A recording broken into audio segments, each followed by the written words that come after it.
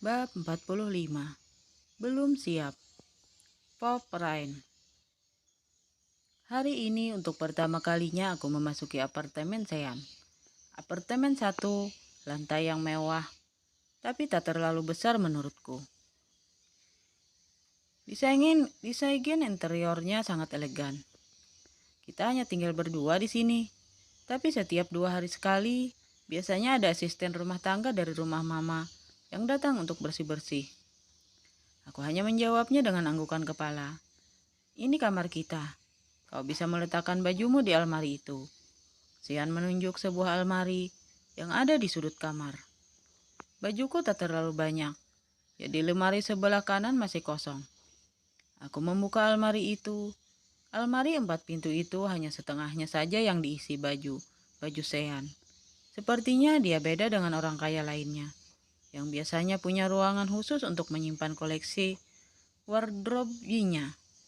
Bajuku memang tak banyak. Rata-rata hanya baju kerja dan harian saja. Lagi pula, aku pria, jadi tak butuh banyak koleksi baju. Kemanapun, paling cuma pakai kemeja dan jas. Kalau kau lelah, istirahatlah dulu. Masih ada pekerjaan yang harus aku selesaikan dengan Danu. Sean duduk di sofa, kemudian membuka laptopnya.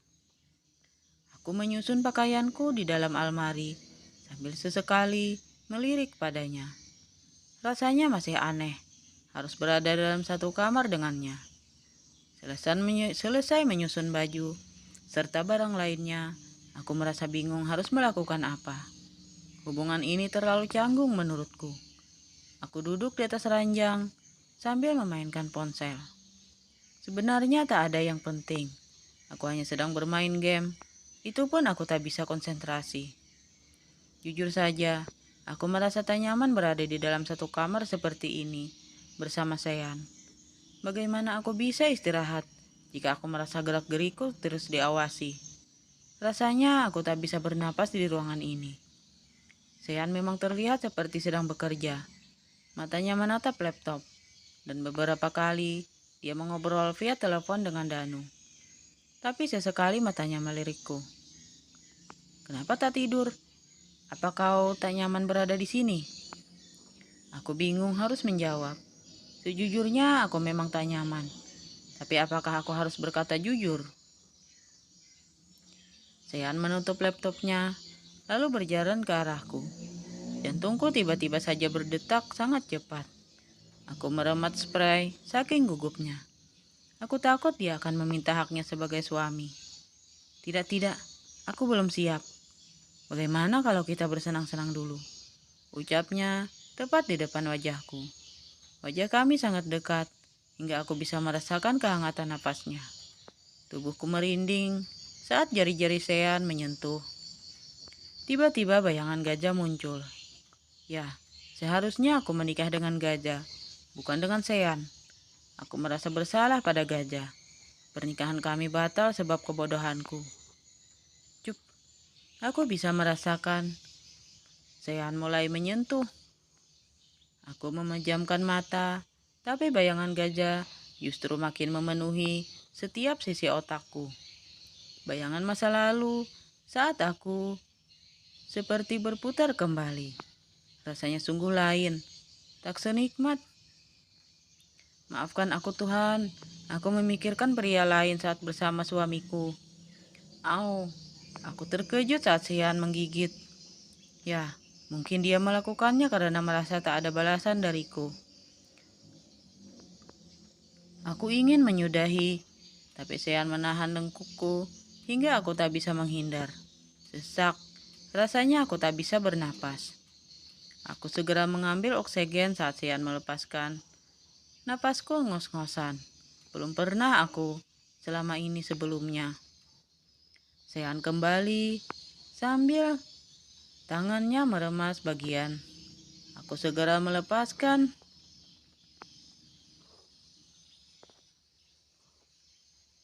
Aku memang pernah melakukan ini dengan Sean, tapi rasanya sangat beda. Dulu yang ada di otakku hanya uang, uang, dan uang.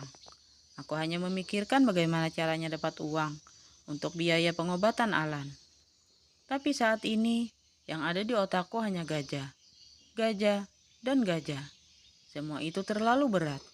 Aku terus teringat gajah. Aku ngantuk, Sean. Nanti malam saja ya, ucapku dengan suara terbata-bata. Bagaimana aku bisa melakukannya dengan Sean jika otakku penuh dengan gajah? Aku menginginkanmu sekarang, Ren. Aku sudah tak bisa menahannya lagi, ucapnya dengan suara parau dan napas memburu. Sepertinya dia sudah dipenuhi kabut. Ya, aku bisa melihat itu di matanya. Aku lelah, Sean. Aku ingin istirahat. Sekali saja. Setelah itu, kau bisa istirahat, ucapnya sambil berusaha melepaskan bajuku. Aku menahan tangannya sambil menggeleng. Aku belum siap, Sean. Tolong jangan memaksaku, tuturku dengan mengumpulkan segenap keberanian yang aku miliki. Apa? Aku tidak salah dengar kan? Kau bilang apa barusan? Belum siap. Sean mengacak-acak rambutnya. Sepertinya dia sangat kesal. Ini bukan yang pertama buat kita. Kita sudah pernah melakukannya, Ren. Dan dulu kau siap-siap saja. Kau tak menolak sama sekali, protes Sean. Dulu bukannya aku tak menolak, tapi lebih tepatnya terpaksa. Aku sudah terlanjur menandatangani surat perjanjian, dan aku juga sangat butuh uang. Dulu saat aku bayar, kau mau saja. Sekarang, saat kau sudah menjadi istriku, kau menolak. Sumpah, lucu sekali. Sean tersenyum sinis. Ya, terdengar sangat lucu dan murahan. Aku bahkan malu sekali mendengarnya. Oh, aku tahu. Jangan-jangan karena mahar yang aku berikan kurang. Baiklah, kalau begitu katakan saja kau mau berapa. Aku akan memberimu saat ini juga, bentak Sean sambil menatapku tajam. Sungguh bukan karena itu aku menolaknya. Aku memang sedikit kecewa perihal mahar, tapi aku tak mempermasalahkannya. Aku bukannya menolak, Sean. Aku hanya butuh waktu. Saat ini pikiranku masih kacau. Kacau kenapa? Memikirkan gajah? Iya. Aku diam saja karena tak mungkin berkata iya. Sepertinya Sean bisa membaca pikiranku. Kenapa kau diam? Apa perkataanku benar? Aku tetap diam karena tak mau membuatnya makin marah. Sit, prak. Sean keluar kamar lalu membanting pintu sekencang-kencangnya. Aku sempat terlonjak karena kaget karenanya. Aku menolak bukan karena aku tak mau melakukan kewajibanku, tapi lebih kepada aku butuh waktu. Pernikahan ini terlalu mendadak, terlalu tiba-tiba bagiku, menjadi istri seorang Ocean Kalandra. Setidaknya buat aku memahami situasi ini terlebih dahulu. Buat aku memahami alasan kenapa kau mau menikahiku. Aku memang tak bisa terus-terusan menolak, tapi setidaknya tunggulah aku sampai bisa benar-benar ikhlas menerima takdir ini. Melupakan seseorang dan menggantikannya dengan yang baru tidaklah mudah. Apalagi aku dan gajah sudah berhubungan selama 3 tahun. Terlalu banyak kenangan manis di antara kami yang tidak mudah untuk dilupakan. Sampai jam 9 malam, Sean belum pulang. Aku mulai merasa cemas. Aku takut terjadi sesuatu, mengingat dia pergi dalam keadaan emosi. Berkali-kali aku menghubunginya, tapi tak diangkat. Dia pasti sangat marah padaku. Berada di apartemen sendirian membuatku merasa sedikit takut. Apalagi tempat ini masih terlalu asing bagiku. Kamu di mana, Sean? Kenapa belum pulang juga? Gumamku sambil menggigit jari tanganku dan mondar-mandir. Bab 46. Sisi lain Sean. Prop Sean. Gue kesel banget sama Ren. Bisa-bisanya dia nolak gue. Padahal dia istri gue sekarang. Bukannya udah kewajibannya buat nelayanin gue. Sebenarnya sih bisa aja kalau gue maksa dia. Toh dia juga gak bakal bisa ngelawan gue. Secara badan gue lebih besar dari dia. Tapi entah kenapa gue gak tega mau memaksa dia. Yang paling bikin gue makin kesel, Ryan masih aja mikirin gajah. Padahal gajah udah campakin dia. Walau gara-gara gue juga sih. Ralat gara-gara Ryan sendiri. Loh, kenapa sih Sean? Ada masalah? Tanya Brian. Kepala gue pusing Yan. Cenut-cenut, kayak mau pecah. Jawab gue sambil terus minum. Kepala atas, apa bawah bro? Ledek Dino yang memang otaknya selalu mesum. Dua-duanya, gue lagi. Mau gue cariin. Gue diam aja. Entah kenapa, sejak ketemu Ryan, gue udah gak nafsu dengan cewek manapun. Kita berempat sedang ada di apartemen Leo. Tempat ini memang udah biasa jadi tempat senang-senang kita. Tapi kali ini cuma gue yang mabuk berat. Leo sama sekali gak minum. Dia sih katanya mau tobat.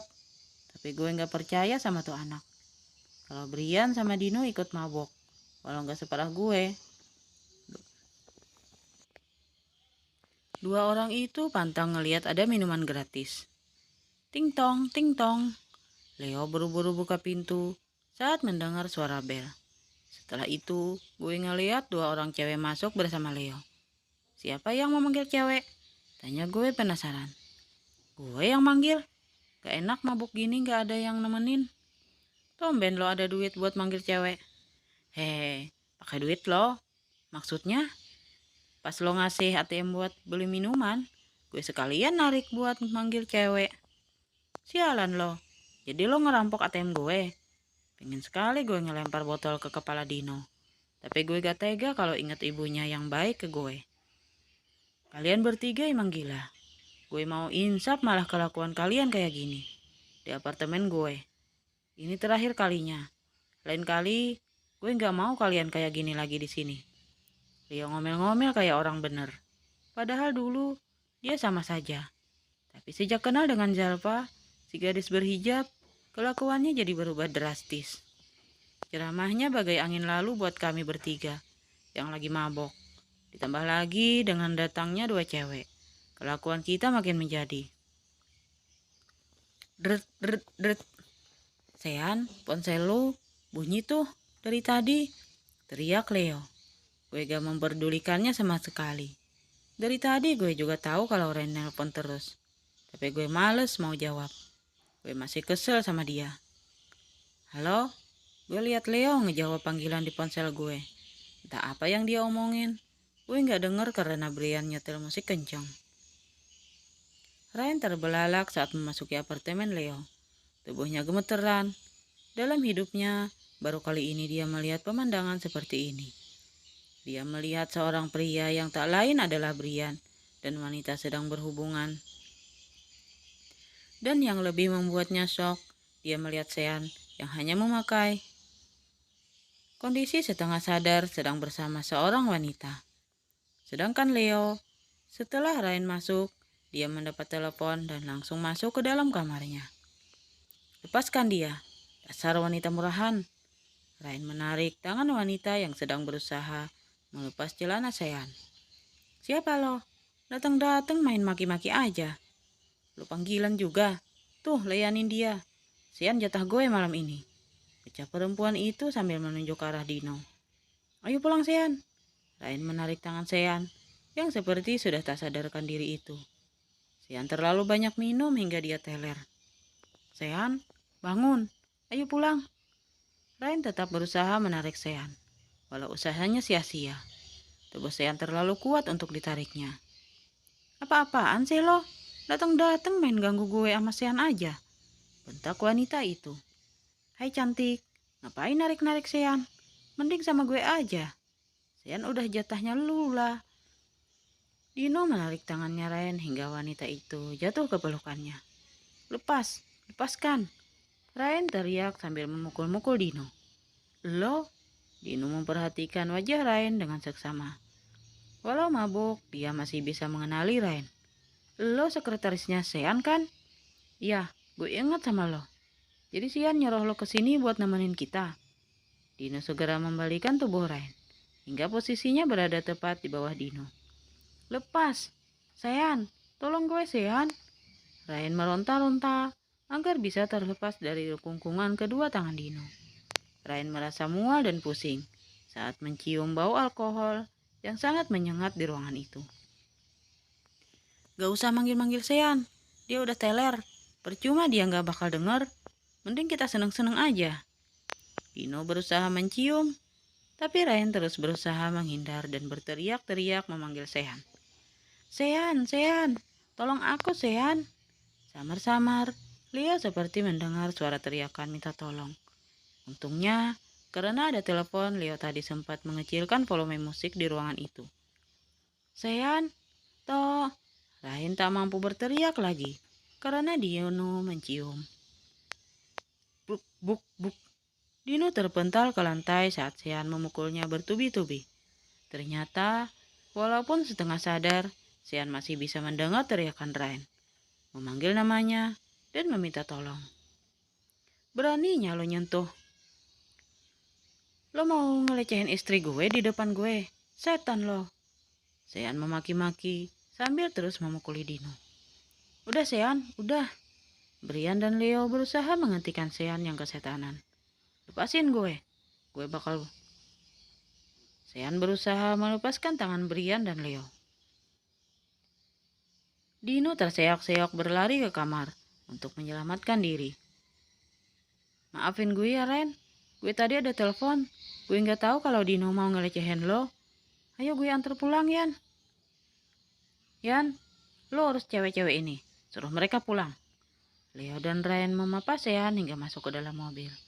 Sean mabuk berat hingga jalan saja dia terjatuh-jatuh. Tapi saat menghajar Dino, dia terlihat kuat.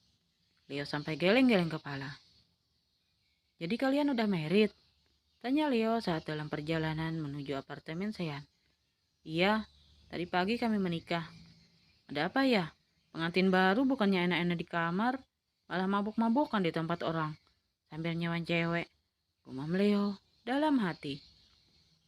Setelah mengantar Sean hingga kamarnya, Leo pamit pulang pada Ryan. Ryan menitikan air mata melihat Sean terkapar di atas ranjang. Ini tak seperti Sean yang biasa dia lihat. Sean yang cool dan berwibawa. Ryan seperti melihat orang lain. Tadi saat teleponnya dijawab Leo memberitahukan kalau Sean sedang ada di apartemennya. Setelah mendapat alamatnya, Ryan segera menyusul karena merasa bersalah pada Sean.